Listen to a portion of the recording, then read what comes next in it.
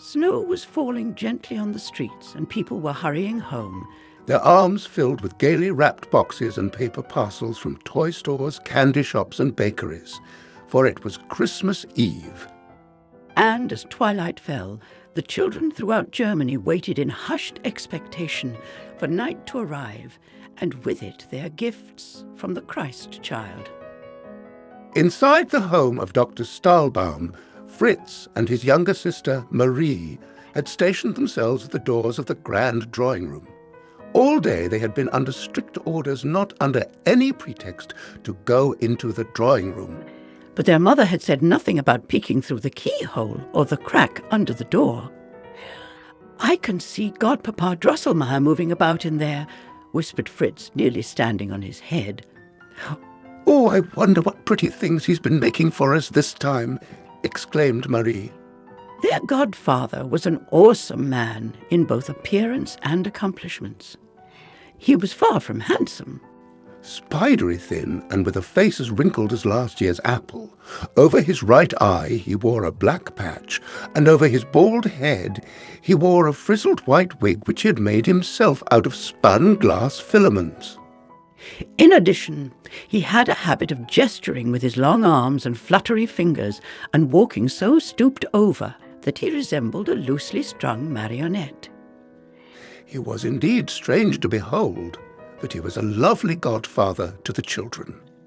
Never did he visit the Stahlbaums without bringing Fritz and Marie some delightful little wind-up toy that he had invented, a soldier that marched and saluted, or a little doll that clapped her hands and said, "Mama!" or a gilded bird that hopped about in its cage and sang a song. For Godfather Drosselmeyer was a very clever man who understood springs and gears and all things mechanical. Each Christmas his gift to his godchildren was some special work of art, so fine and ingenious, in fact, that Dr. and Mrs. Stahlbaum were afraid the children would break it, and so his gifts, after being owed and awed over, were kept high up on the top shelves of the glass-fronted toy cupboard in the drawing room. As it got darker and darker, Fritz and Marie sat closer and closer together and quietly discussed what Godpapa Drosselmeyer might have for them and what they hoped the Christ child would bring them. Marie wanted a new doll to keep her Miss Gertrude company. Fritz needed some cavalry soldiers to support his infantry and artillery men in battle. All was dark and silent now in the house, and the two children sat huddled together, absorbed in their own visions of what lay behind the drawing-room doors. At last a silvery bell rang out, and the doors of the drawing-room flew open. A brilliance of light and colour flooded the hall, and the children cried, "Oh! Oh, how beautiful!" What Fritz and Marie saw was the most magnificent Christmas tree in the world, lit by hundreds of tiny candles that twinkled like stars and made glittering spots of reflected light dance on the ceiling.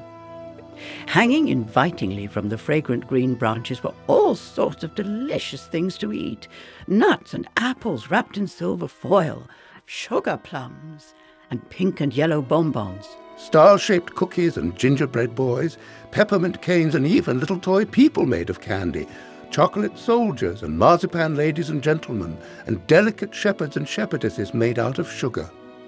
There were tin trumpets and whistles and pretty glass balls dangling from the tree too, and spread out under it were so many gifts that the children didn't know what to look at first. Marie clapped her hands in delight when she saw a large and beautiful doll, which she immediately christened Miss Clara.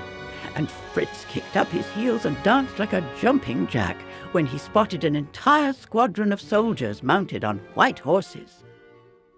Marie thought her prettiest gift was a silk dress with ribbons every colour of the rainbow, while Fritz proclaimed as he galloped round the room that his chestnut horse, its regal head mounted to a long stick, would be very useful in military combat. With so many wonderful gifts, it was some time before the children's excitement wore off. Then came the display of Godpapa Drosselmeyer's special gift. A huge box was opened and presented for all to see was an exquisite palace with golden towers and many windows. When their godfather wound up all the keys, the palace suddenly came to life. A soldier marched out of his sentry box and paraded back and forth. Beautiful ladies and gentlemen with plumed hats and velvet robes strolled to and from the windows, and a harlequin and columbine danced in the courtyard. As the clockwork springs wound down, the little figures moved slower and slower, then jerked to a halt, until Drosselmeyer wound them up again. They repeated their performance over and over. It was a remarkable display, but after a while Fritz announced that he preferred his soldiers, who would do as he commanded them, and he proceeded to line them up for battle under the Christmas tree. Marie, too, grew tired of the dancing and parading little figures, but she did not want to hurt her godpapa's feelings, so she continued watching until something under the tree caught her attention. It was a little man made out of wood, standing there patiently waiting to be noticed. His legs were too short and his head was too large, and he was wearing a common green stocking cap and a short and narrow wooden cape that stuck out from his back. But the rest of his costume showed him to be a man of good taste. He was dressed like a military officer of high rank, with a lavender jacket trimmed with brass buttons and braid, trousers to match, and shiny black boots. Marie fell in love with him at first sight, and the longer she studied him, the more clearly she saw what a sweet nature he had. His green eyes, though they stuck out a bit too prominently, beamed with kindness and loyalty, and his beard of white cotton drew attention to his cherry-red lips, which smiled from ear to ear. "Oh, Papa!" cried Marie. "Whose gift is that darling little man?" "He belongs to the old and respected Nutcracker family," said her father, as he popped a nut into the little man's mouth and pulled the wooden cape down and, knack, knack, produced a neatly cracked shell and whole nut kernel. "And since he has made such an impression on you," continued her father, "he shall be given over to your special care, but you must share his services with Fritz." Marie was thrilled with the effortless and cheerful way he cracked the Christmas nuts. But Fritz called Nutcracker an ugly little fellow and crammed the biggest and hardest walnuts he could find into the poor man's mouth until finally, crack, crack, 3 teeth fell out of Nutcracker's mouth, and his lower jaw wobbled like an old man's. Marie snatched Nutcracker from her brother and cradled him in her arms. "What's the good of a Nutcracker who can't do his job? Hand him over," snorted Fritz. Marie ran from her brother, crying bitterly, "You're a hard-hearted creature, Fritz. You beat your horses and you punish your soldiers, and now you want to torture this poor, wounded Nutcracker." Their father separated the 2 quarrelling children. "I have put Nutcracker in Marie's special care, which he seems to need just now, and nobody else has anything to say in the matter." Marie's mother said that it was very late, but perhaps they'd had too much Christmas, and it was time for the party to end. Fritz put his soldiers on his shelf in the toy cupboard. Marie found Nutcracker's lost teeth and bound up his jaw with a ribbon from her new dress. Godpapa Drosselmeyer said good night to them all, and everyone went upstairs to bed, except Marie, who begged to stay up a few minutes longer. As soon as Marie was alone in the drawing-room, she examined Nutcracker's wounds. He looked so pale in the now dimly lit room, yet he smiled at Marie with a melancholy kindliness that touched her heart. "Oh, my darling little Nutcracker," she murmured, "don't be sad. Tomorrow I'll have your teeth and jaw set right. Godpapa Drosselmeyer knows how to do things of that kind."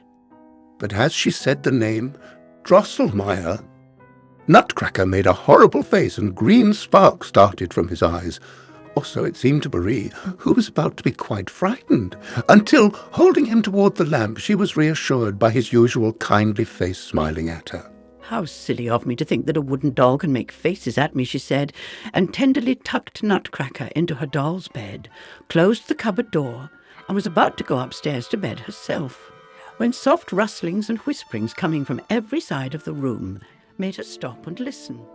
Just then the big grandfather clock started the wheezing and whirring that signals its preparation for striking the hour. Marie glanced at the clock and was surprised to see that the gilt owl statue perched on top of the clock had thrust its head out and drooped its wings over the face of the clock. The whirring grew louder and louder until it formed distinct words of warning. Clucks, clucks, clucks, whir, whir, whir. The king of mice hears this purr. Poom, poom, poom, strikes his hour of doom. Bells go chime, ring the fated time. And then, poom, poom, went the clock, striking 12 hoarse and hollow notes. As Marie stared at the clock, the gilt owl seemed to melt away. And there, sitting on top of the clock, was Herr Godpapa Drosselmeyer, his head thrust owlishly forward, his coat-tails hanging down the sides like wings, and his arms gesturing like a magician's. "Why, Godpapa, whatever are you doing up there? You gave me a terrible fright," cried Marie. But before she could say another word, there started the most extraordinary squeakings and scamperings and glitterings of, no, not lights, but tiny eyes, hundreds and hundreds of them, as score upon score of mice came squeezing themselves through every chink and crack in the walls and baseboard. Then, at Marie's very feet, there was a sudden splitting and splintering of floorboard, and the king of mice appeared, flashing a sword and glaring at Marie with not 2, not 4, but 14 eyes, for he had 7 hideous heads, each with a tiny golden crown. The king of mice hissed and piped his commands, and in no time his army of thousands drew up a line of battle and began advancing, trot, trot, trot, right up to the toy cupboard where Marie was crouched. Drawing back in fright, she pressed against the cupboard door, and her elbow shattered a pane of glass. The tinkling of the broken glass sent the mice squeaking and scampering in retreat. But from inside the cupboard, Marie now heard a different noise. It was the toys' call to arms. Behind the glass doors, soldiers, puppets, dolls, even the little candy people were running about. And there was Nutcracker calling out, "Knack, knack, knack, stupid mouse pack. All their skulls will crack. Knack, knack, knack." Drums beat, trumpets blared. Then out of the cupboard leapt Nutcracker, leading the toys to battle. At the sight of the little wooden commander, the army of mice regrouped and charged the army of toys. Deafening sounds of rifles and artillery rang out.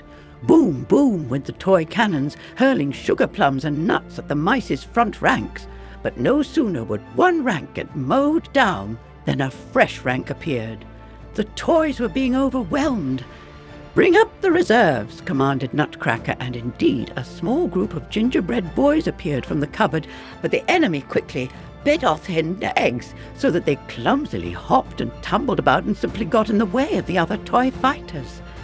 Marie watched in horror as Nutcracker's small army was being pushed farther and farther back by the horde of mice. When 3 mice seized Nutcracker's sword and the king of mice squeaked, "Now at last I have you," Marie could stand it no longer. "Oh, my poor Nutcracker," she sobbed, and threw her left shoe as hard as she could directly at the king of mice. Instantly the mice vanished, and Marie's arm began throbbing with pain. As she sank to the floor in a faint, she heard, as though in a dream, the sad voice of Nutcracker say to her, "My dearest lady, you have saved my life, for which I shall be eternally grateful. But it lies within your power to do even more for me." When Marie awoke, She was in her bed. Her mother was bending over her, and the sun was shining through the frost-covered windows. "Oh, Mamma," said Marie, "there was a terrible battle between the mice and the toys." Her mother looked at Marie anxiously. "It was just a bad dream, dear. I found you on the drawing-room floor shortly after midnight with a bad cut on your arm. Fritz's soldiers were scattered about and Nutcracker was lying on your bleeding arm. Now you must rest quietly today." Marie sighed, realizing that it was quite impossible to convince a grown-up of what had happened last night. She lay quietly in bed all day until her godfather paid her a visit.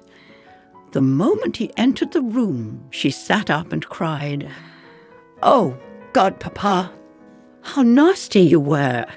I saw you sitting on the clock and calling the King of Mice. Why didn't you help Nutcracker? Why didn't you help me?" "Stuff and nonsense," said Drosselmeyer gruffly as he twitched and jerked about. Then he sat on Marie's bed and said to her, quite gently, "Don't be angry with me because I didn't kill the King of Mice." "That can't be managed quite yet.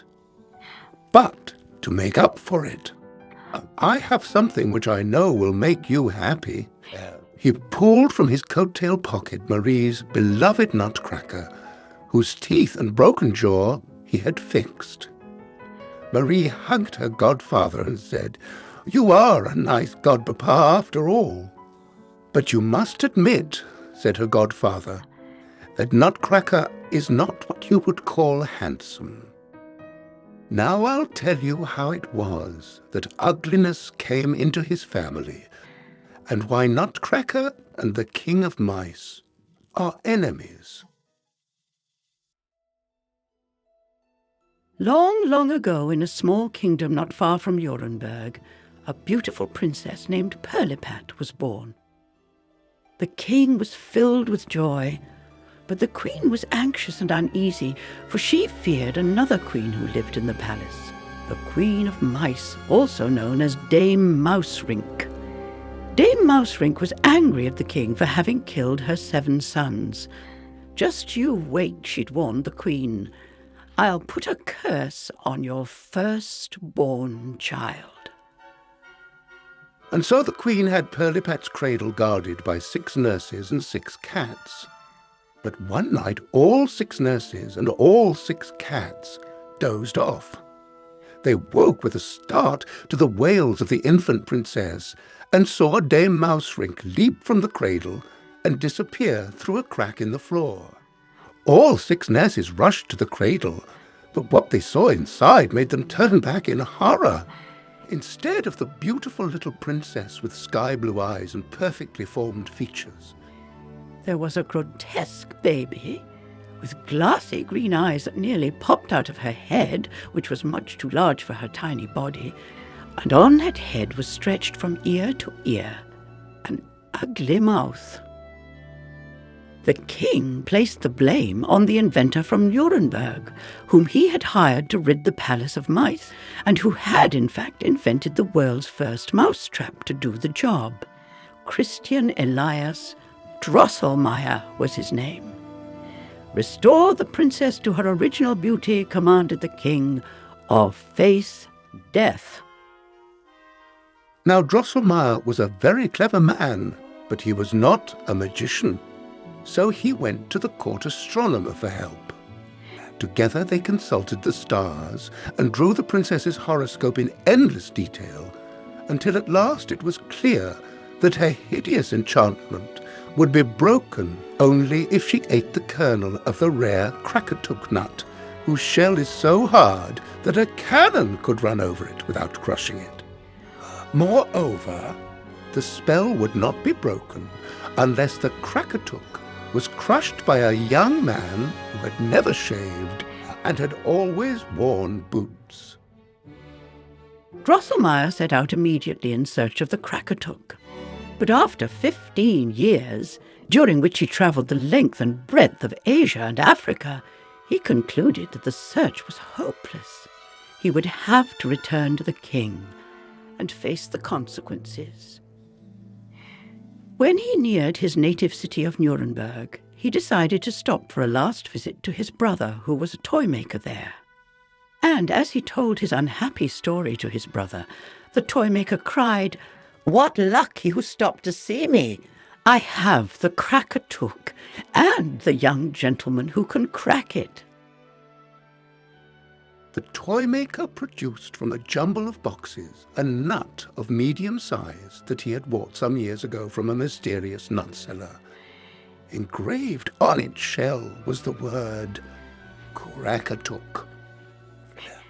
Then he called for his son, who, though a fully grown man of 18 years, had cheeks as rosy and smooth as a boy's.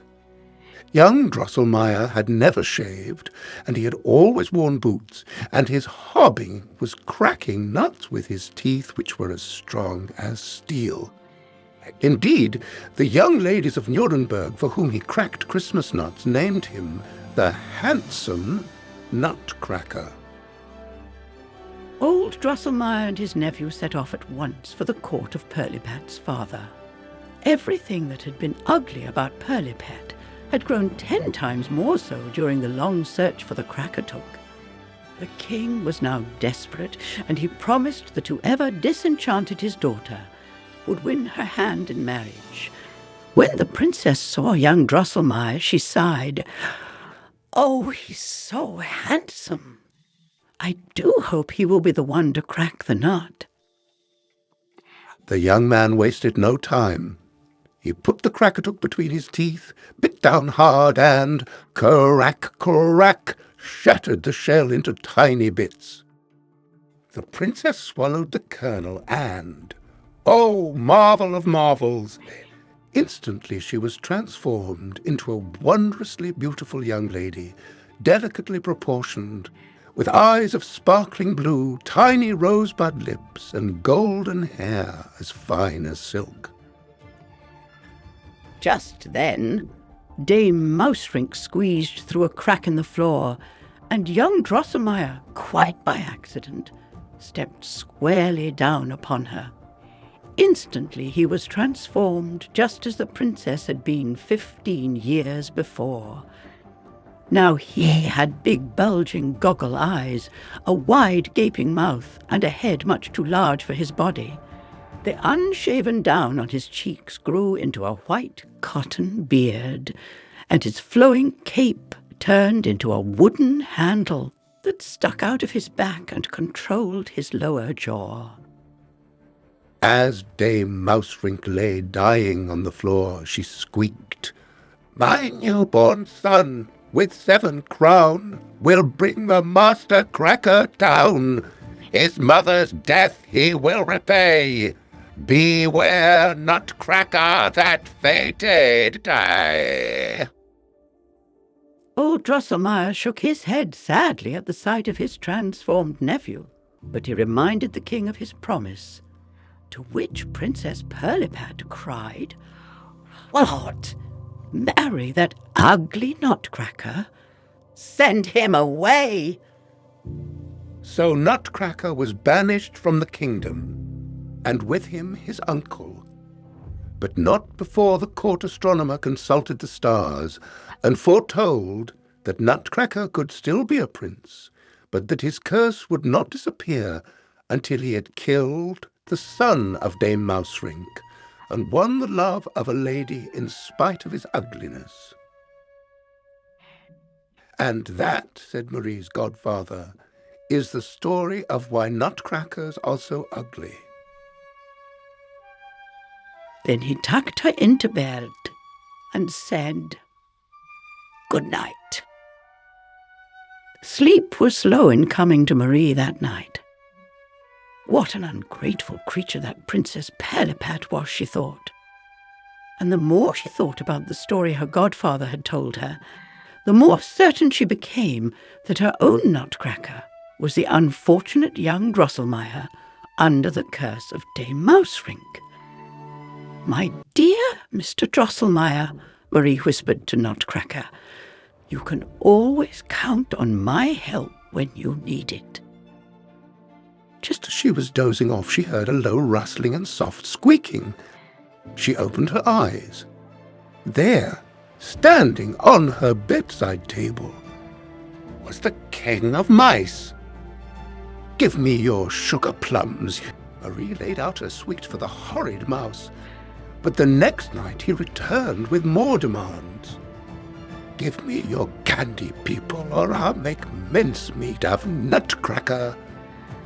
Marie loved her pretty little shepherds and shepherdesses and marzipan ladies and gentlemen. She did not want to part with them, but for Nutcracker she made the sacrifice. Yet the seven-headed mouse wanted still more. The third night he boldly leapt upon her pillow and cheeped into her ear. "Hand over your books, your dresses and laces, or tremble with fear. Nutcracker's end is near."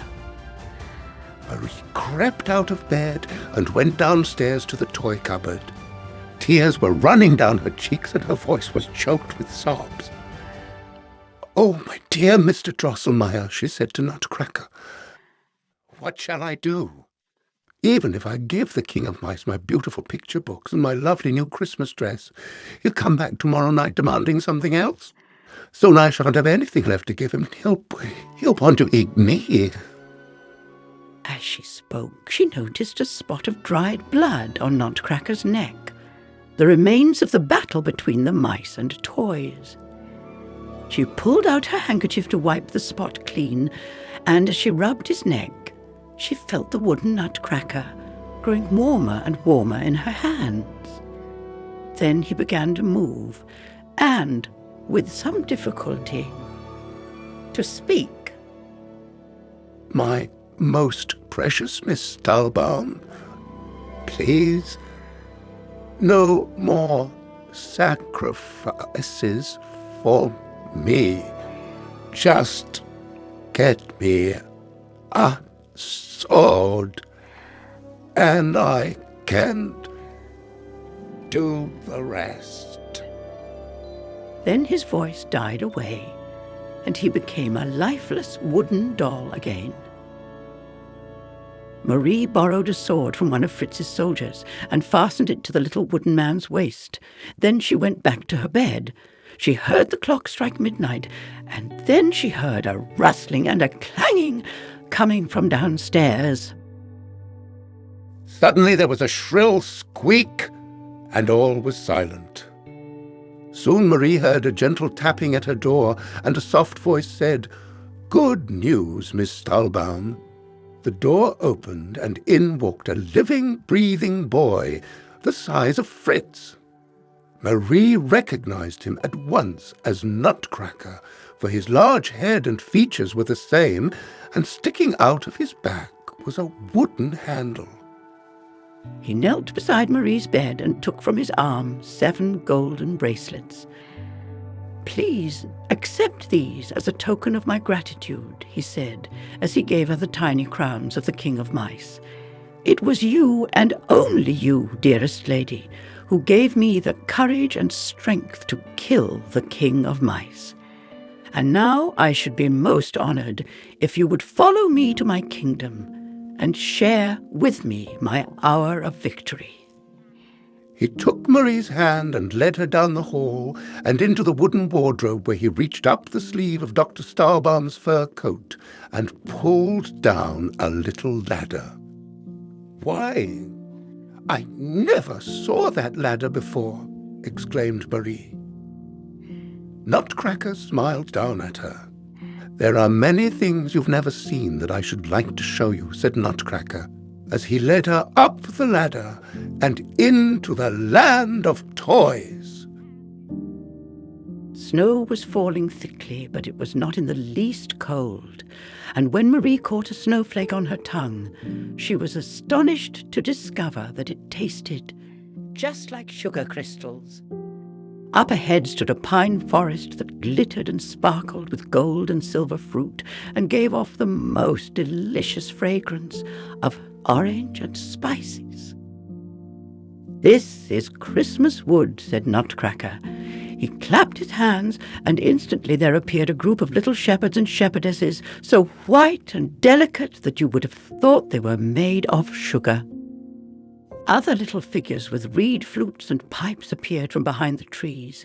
And as they played their sweet music, the shepherds and shepherdesses danced for Marie. Nutcracker led Marie on across the River of Lemonade, past Bonbonville and Gingerthorpe on the Honey River, which, said Nutcracker, we will avoid, as the people are quite short-tempered because they suffer so much from toothache, and down to a lake of rose-coloured water. Let us sail across Lake Rosa to the great city and toyland where my palace and court await me, said Nutcracker.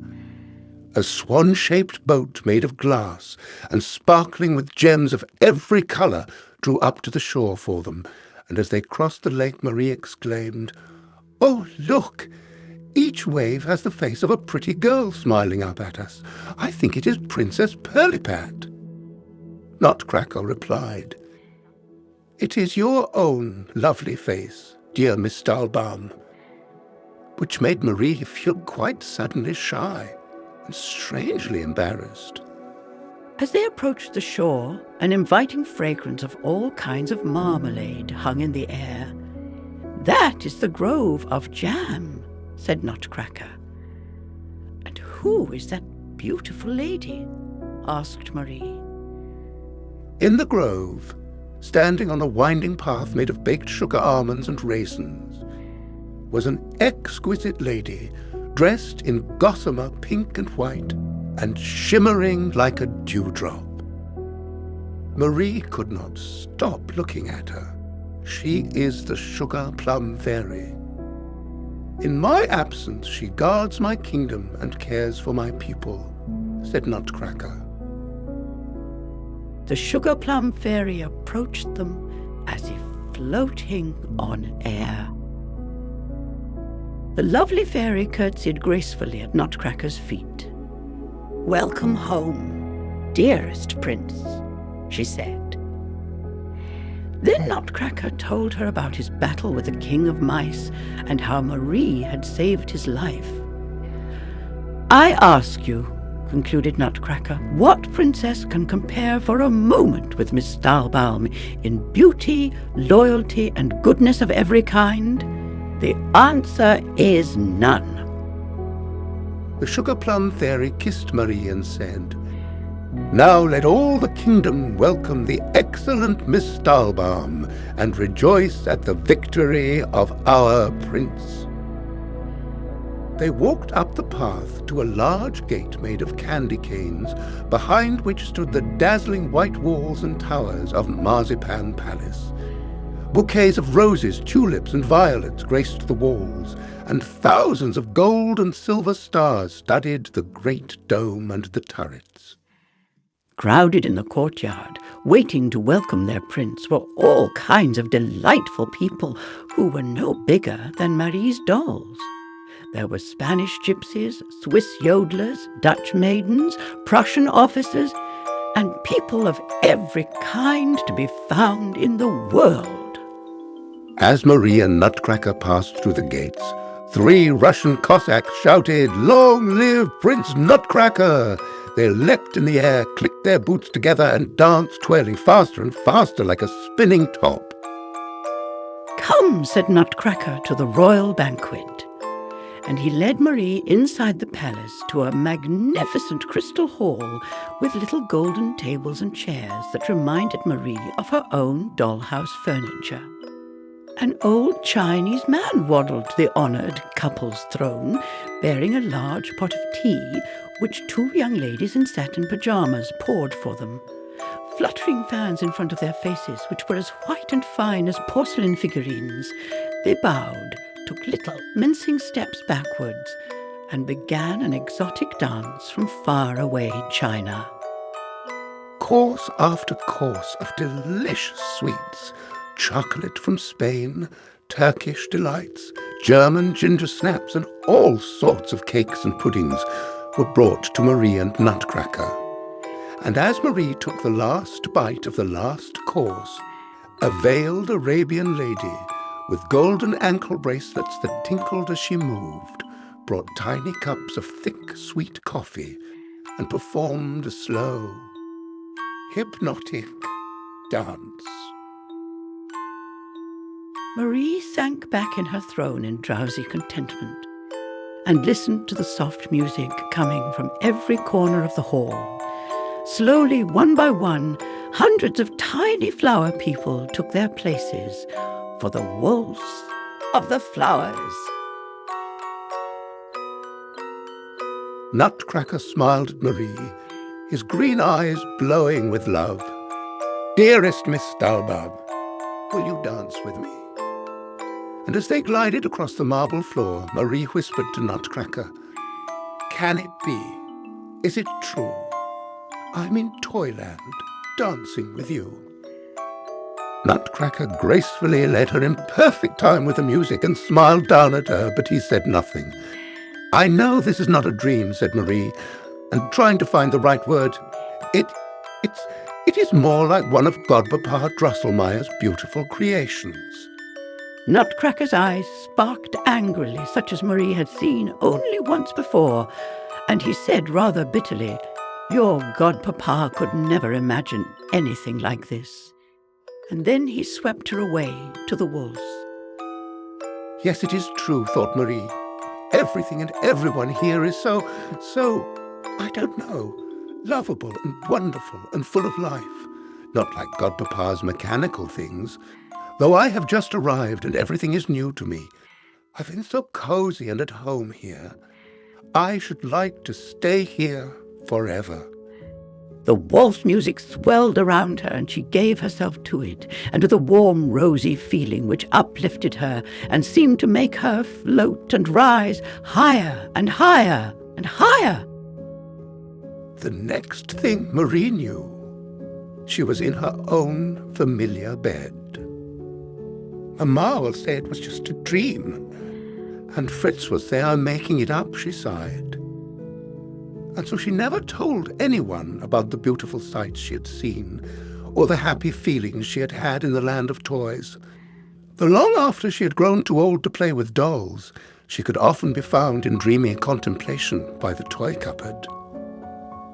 Then, one day, not long before her 16th birthday, Marie gazed at the little wooden nutcracker on his shelf and said, quite loud and clear, "Dear Mr. Drosselmeyer, though some people think you are ugly, I love you dearly and always will." Marie's godfather, who was repairing the clock, overheard her. "Stuff and nonsense," he said. But as he spoke, the drawing-room doors opened, and a handsome young man entered. Suddenly her godfather looked happier than she had ever seen him. He jumped down from the clock and introduced the elegant young man as his nephew from Nuremberg.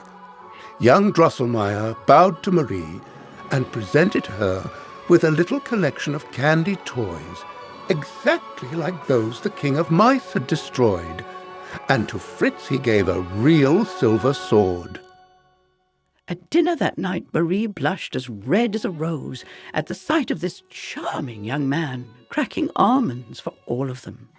And she grew redder still when, after dinner, he asked her to accompany him to the toy cupboard. As soon as they were alone, he knelt before Marie and said, "My dear Marie, I have waited so long for this day. By saying that you love me, you have once more saved me.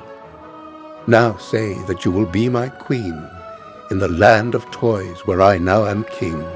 Marie's parents gave their consent, and Godpapa Drosselmeyer his blessings, to the marriage, and to this day Marie and her handsome Nutcracker reign in a realm where all sorts of wonderful things happen for those who open their eyes and heart to them.